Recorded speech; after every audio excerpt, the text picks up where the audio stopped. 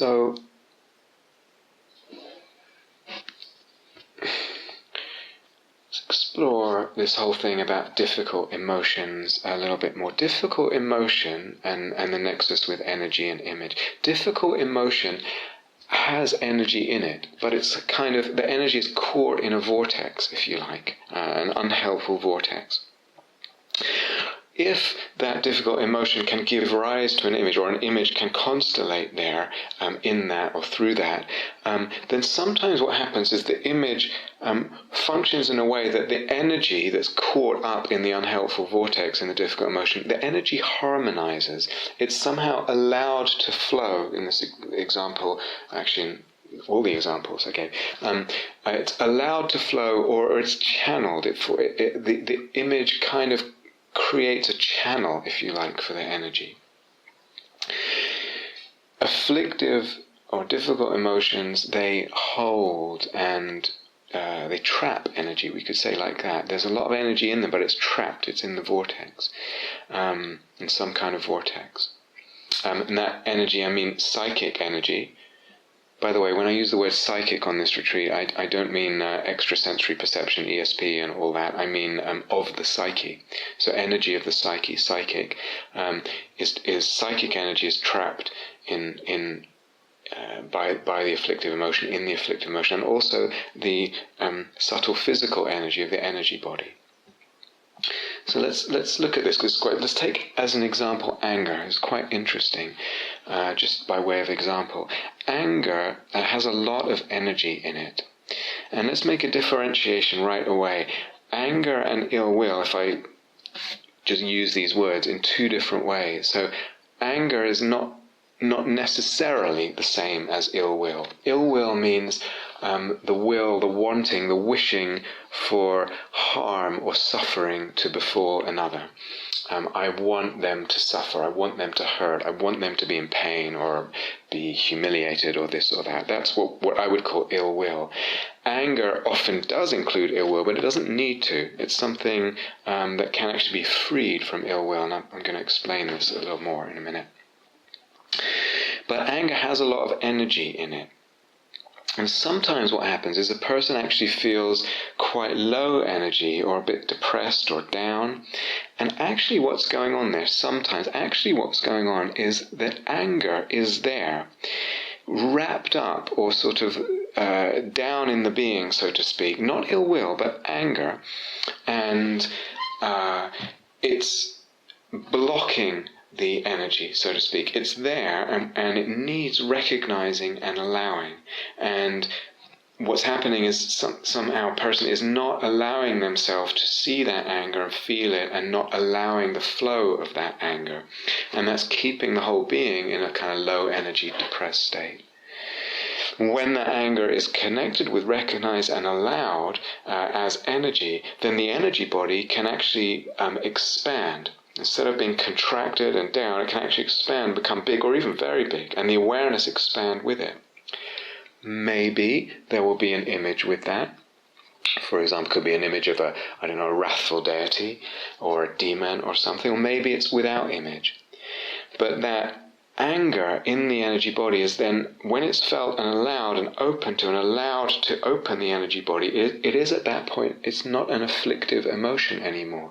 It's more like creative energy. It's something we can do something with, use to fuel a skillful response, etc. That state of being low energy or slightly depressed or dull, for some people it actually becomes kind of a default groove for some people, much as for other people it's a state of more agitation that becomes a default groove, the habit of the energy system, of the psyche of the being. And sometimes a person doesn't even realize that that's, we're in a groove here. They become used to it over time, sometimes over years. They've got nothing much to compare it to. They don't feel depressed. It's just the kind of a normal, kind of literally depression of the energy. And sometimes, as I said, what's going on there is something, for instance, anger, or libido or eros or some kind of psychic energy is not recognized, not felt and contacted and allowed to flow. And then the whole being is in this kind of low energy state when actually there's a lot of energy potentially available. So a person thinks, oh, they have this kind of personality, whatever, and something else a little bit different is going on.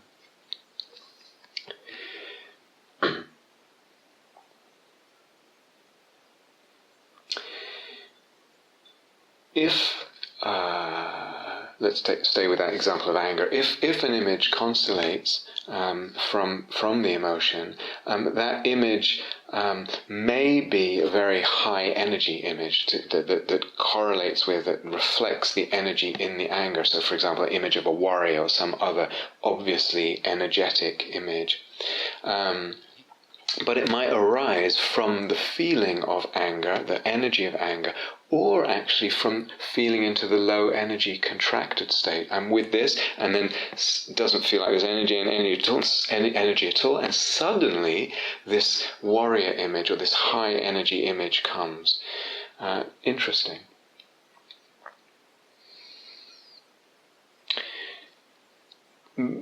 But if we go into, as I said, this nexus of emotion, energy, image a little bit more, and actually point out something that images, they hold many shades of emotion. So they're actually, if you like, there's more to them generally than an emotion.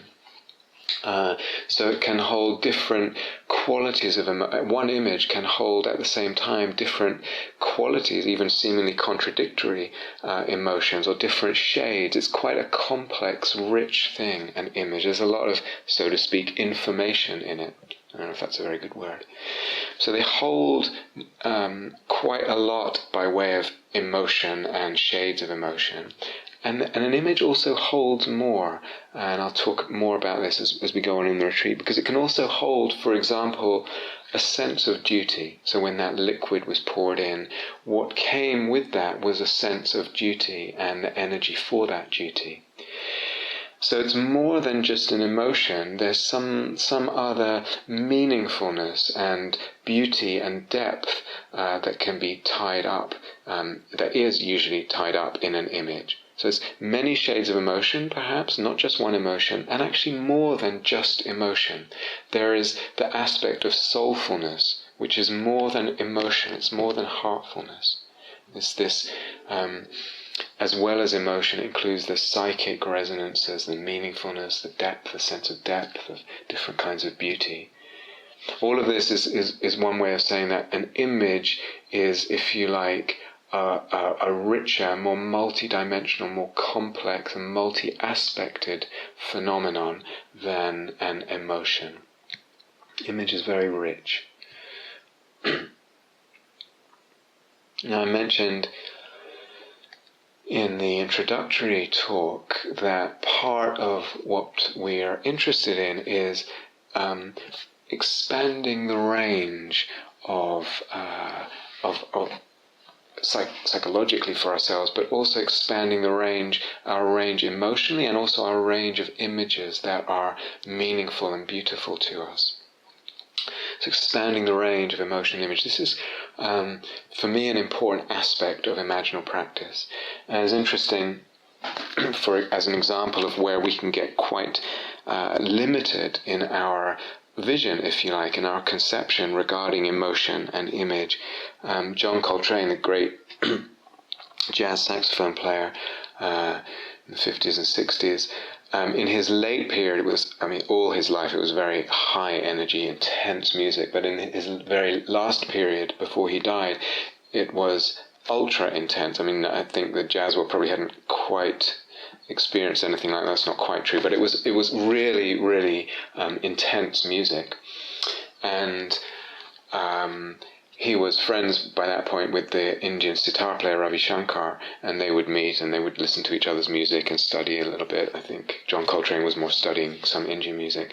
But Ravi Shankar said to him at one point, "I'm disturbed by this, what I hear in your playing, all the anger, it disturbs me." And John Coltrane was quite evasive. "I'm not angry." And it wasn't that John Coltrane was out of touch with his anger. It was just that intensity, that shrieking through the saxophone, the screaming, the roaring through. It was not anger in that sense. It wasn't ill will. It wasn't what Ravi Shankar thought it was. So Ravi Shankar's emotional view or vision of emotional range was much smaller, and his image of what's beautiful and what's possible and what's okay or even holy was smaller in this case than John Coltrane's. There's a distinction here, and it's important to make. Usually with anger, when we feel angry, there's two aspects. We're lost in the object. All the attention is on who or what we're angry at, judging this person or hating them, and we're not so aware of ourselves and our energy. And secondly, usually, unfortunately, the case is when there's anger, there's ill will. We wish in some way harm, or that this person suffers in some way. But in imaginal practice, there can be a kind of anger, a kind of rage even, but one notices with imaginal practice that there isn't the same concern with the object or whoever I'm angry at. So there can be a warrior image, a raging warrior fighting, but the enemy is not even seen in the image. It's not even so important. There is no ill will, so to speak. The attention, the relationship with the image is more on the imaginal figure itself, entering into that, for example, that warrior image, and not so much with who I want to suffer and who I want to kill. So, I don't know what would be a better word here, because I'm not talking about identifying with that, or literalizing a warrior image, or identifying or being tightly identified with that, but there's a kind of entering into that those qualities and that person of the imaginal figure, in this case the warrior, is tuned into, and not so much the object of the anger or the enemy.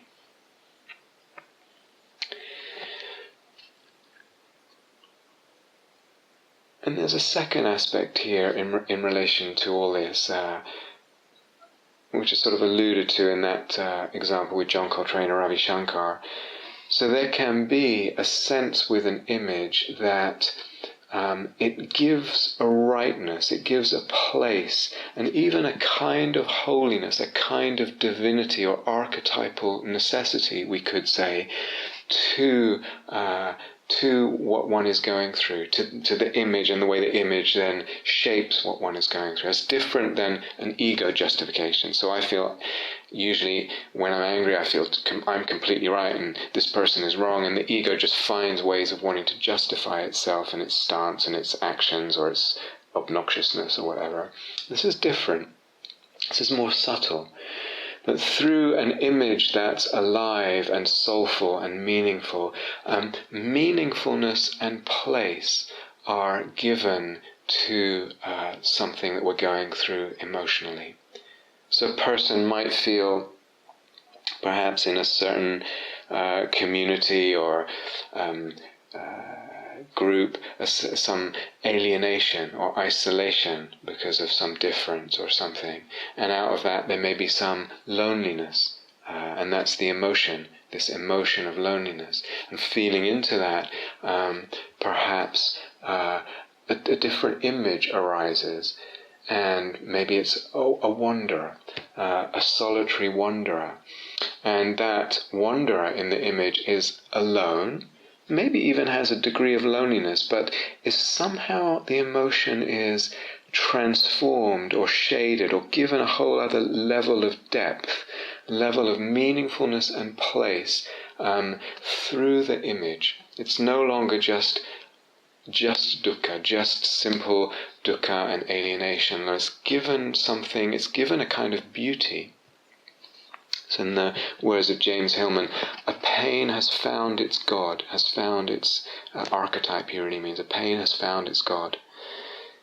Through the image, we find what its place is really psychically, and it's given, as I said, this depth and meaningfulness.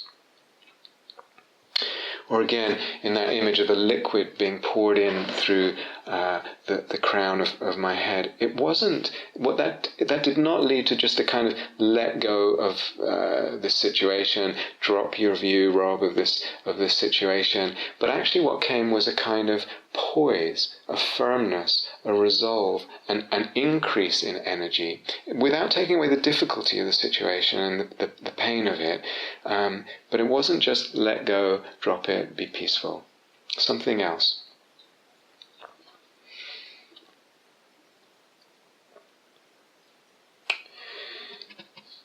So, we said we can have the intention of the direction of the samadhi, and through that sometimes what's difficult energetically or emotionally dissolves or gets gradually turned into pleasant. That's one possibility. We can also just focus on the emotions, skillfully work with a skillful focus on the emotions and the way they reflect in the energy body, and sometimes that can gradually dissolve what is difficult, what's stuck or painful in the midline, if we're working there, of the energy body. And sometimes, as I said, that becomes more subtle before it dissolves. Sometimes what happens is the emotion stays, gets maybe a little bit more subtle, but there's a sweetness that pervades around it, the sweetness of connection, the sweetness of that pain, that difficulty being held. Very, very important as a possibility. And sometimes being with an emotion more loosely can give rise to an image spontaneously.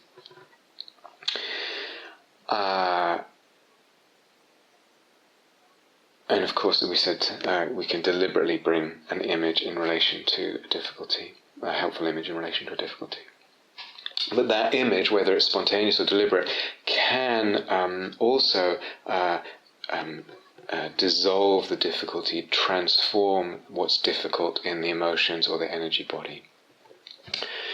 So this is interesting. One thing just to highlight, maybe a little bit of inquiry for you, is the reactions that we might have to these transformations might reveal attitudes and assumptions we have regarding emotions and our emotional life.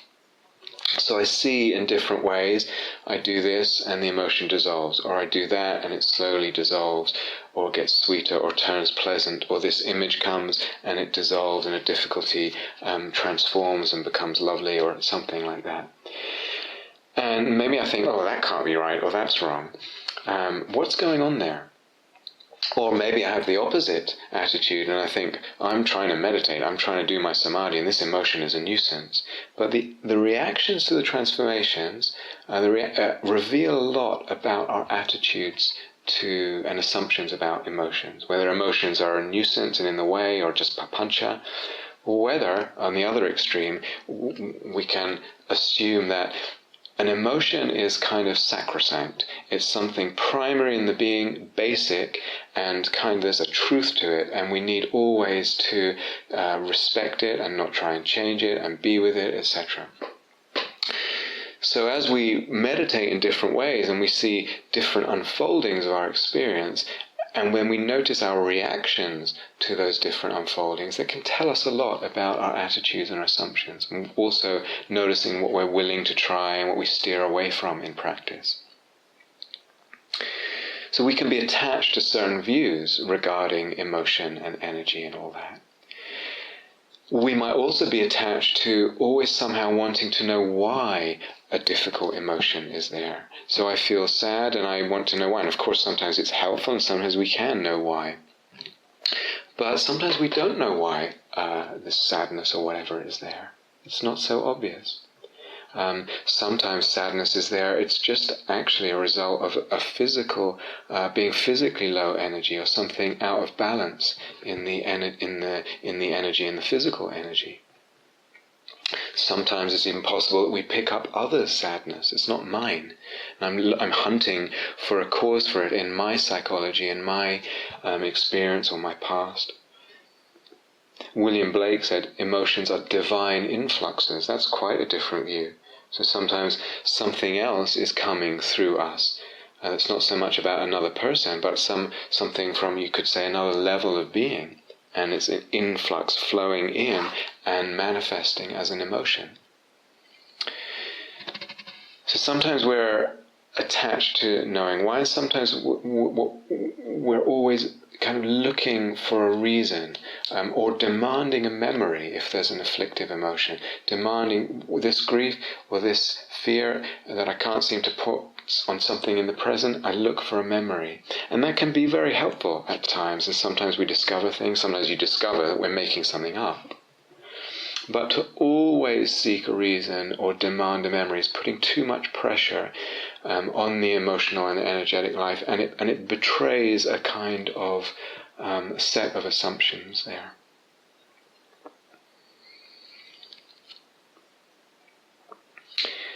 So with, again, around the nexus of emotion, energy, image, yogi on retreat, this is quite a while ago, but she reported a dream to me. I can't remember if the dream was ages before, but it was quite a comic dream. It was a row of naked men standing there in a line in the dream and masturbating at the same time, and then ejaculating simultaneously, and there was something quite a little bit comic in that. But afterwards she was talking about it, and she said, "Oh, it's just life energy." And I was like, "Oh, hold on. If you just say that, then actually what's happening, you just say, oh, that's just life energy. It's just an expression of life energy, that image. Is what's happening is, in that kind of interpretation, it's too broad. We're losing a lot of the subtlety, a lot of the particularities of that image, which was, it's sexual, it's male, it's... there's something comic about it. It's very, very particular. Even it's more particular than whatever words we might put on, like sexual or male or this or that. There's something utterly irreducible about an image. So in terms of reducing an image to energy, in this case just a vague energy, careful of that, because we lose a lot of the subtlety and distinction that images contain so naturally to them. Sometimes we feel we're practicing, or just in our life, there is an emotion, a strong emotion, and then out of that emotion comes an image, as I mentioned before, and I might even use the language, the emotion constellates the image. And we tend to think, again, or a person can think, the emotion is what's primary. But it doesn't actually necessarily imply that the emotion is what's primary and the image is what's secondary, what comes out of the image as an expression of it, or just a representation of that emotion. Not necessarily.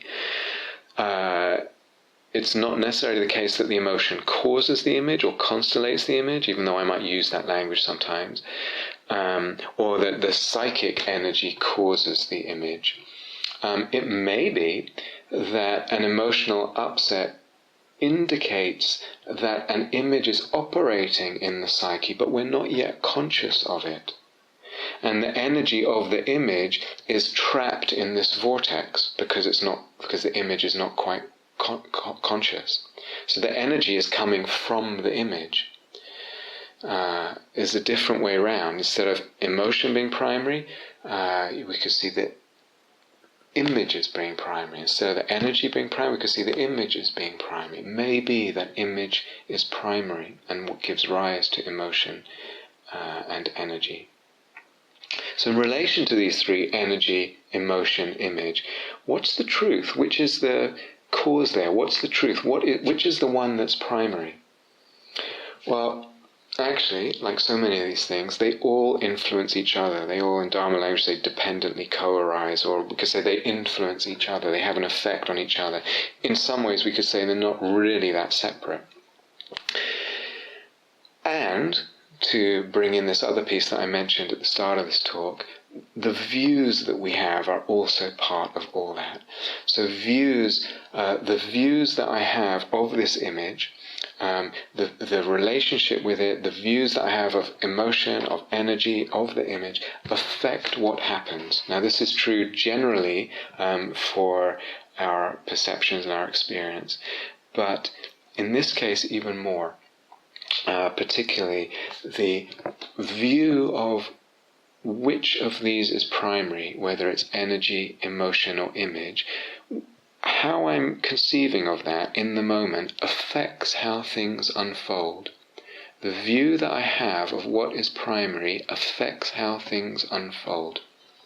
And I can experiment and see that for myself in practice. It's very interesting. And as I realize that, it opens up a possibility. Can I play with different views? And can I play with different views of what is primary here? And this becomes part of navigating imaginal practice. We'll talk about this more later. And really, a big part of what we're doing, as I'll come back to in another later talks, is we're playing with the conception, the view, that image is primary, that fantasy and mythos are primary. We're playing with that view and seeing what that does. And just to finish, to put that again in a larger context, which I mentioned yesterday, the larger context is a vision of the Dharma, an understanding of the Dharma as exactly that, as playing with views, with ways of looking. That's what the Dharma is, that's what practice is. We're practicing, through lots of different practices, we're practicing a flexibility of view and of ways of looking. And through that, it's opening the range of our experience and our perception. Those two words I'm using this as synonyms, experience and perception, appearance, these all mean the same thing. Through practicing flexibility and moving between different views and ways of looking, I see that it opens up the range of experience. And I see, this way of looking, things appear that way. This other way of looking, they appear a different way. So meditation itself is the practice of different ways of looking. And seeing how appearances, experience, perception changes with different ways of looking. Through that, I understand the emptiness of any perception. It's not really like this. It looks like that. It seems like that. It appears like that. The perception, the experience is like this because I'm looking in this way. And understanding the emptiness of that thing, of things, of perceptions, of experiences, allows even more flexibility, allows me to practice even more flexibility with ways of looking, because things are empty, because perceptions are empty. So this flexibility is both the path and a part of the goal. This is already something I said last night, but just to end, it's so important. We can conceive the Dharma in different ways, and we're free to do that. And there's not necessarily, for a lot of it, there's not really a right or wrong. It's hard to prove it. So very common nowadays may be that we conceive, that we've kind of heard over and over and formed a conception of the Dharma very loosely, that it's try to always be present, because this is it, this is life. This is what we're with, this breeze on the cheek, this raisin in the mouth, this footstep, whatever. Try to always be present. You don't want to miss this reality of this moment. This is all there is, this sense experience. And as well as that, try not to cling, try to let go, because everything's impermanent, everything's flowing and changing. So try not to cling and try to let go. And then try to be kind. And that may be, those three aspects might be our sort of loose conception of the Dharma. Or we might have a different conception, as mentioned, that's more influenced by streams like the Advaita tradition, where the goal is always to be in a sense of oneness, all is one, or there is no self. No self is occurring. Or, as I said, what I want to encourage more of vision on this retreat is that all of those, being present, being in a sense of oneness, the perception of oneness. All of these are modes. They're modes of awareness, modes of sensitivity. They're ways of looking. They're temporary options. And we have a flexibility to move between them and many, many more than that. And Dharma, as I said, is the practice of this flexibility of modes of awareness, of modes of sensitivity, of ways of looking. So that a multiplicity, a range of perception, of experience is available to us as a sense, not as an intellectual idea. We actually sense all the different possibilities for us. We see them, we witness them, we experience them. And included in this range of these modes of ways of sensitivity, of awareness, this range of ways of looking, included in that, as part of that range, a subset, if you like, are types and modes and degrees of less clinging. So less clinging in this way or that way, to this degree, to that degree, very deeply. That's included in that. And all this together, as it opens up the possibilities of perception, the perceptual possibilities, and all of it shows us the emptiness of what we perceive, the emptiness of things, selves and things. And that brings more and more freedom to the degree that we understand that emptiness in the heart, in the being. And it opens up, it allows us even more flexibility with the perceptual possibilities, the way we perceive the self, the way we perceive others, the way we perceive things and the world and the cosmos. And in a way there's a kind of infinite range to that. So this whole central teaching of the Buddhas of not clinging, of clinging, being a cause of suffering and being central in the Four Noble Truths, it's not so much that that's a way of living, trying to live without clinging, but non-clinging, what it really offers us is a range of ways of looking. There's lots of different ways of not clinging, lots of different modes of that.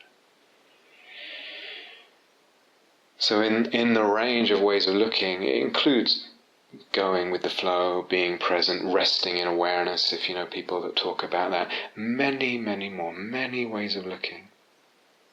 So here on this retreat, we're practicing this flexibility, this malleability, this multiplicity and extension of the range of ways of looking, modes of awareness, not just one approach, one track. And part of that, included in that flexibility, as I said, is playing with the very view and the conception regarding images. That's a central thread or possibility of a way of looking.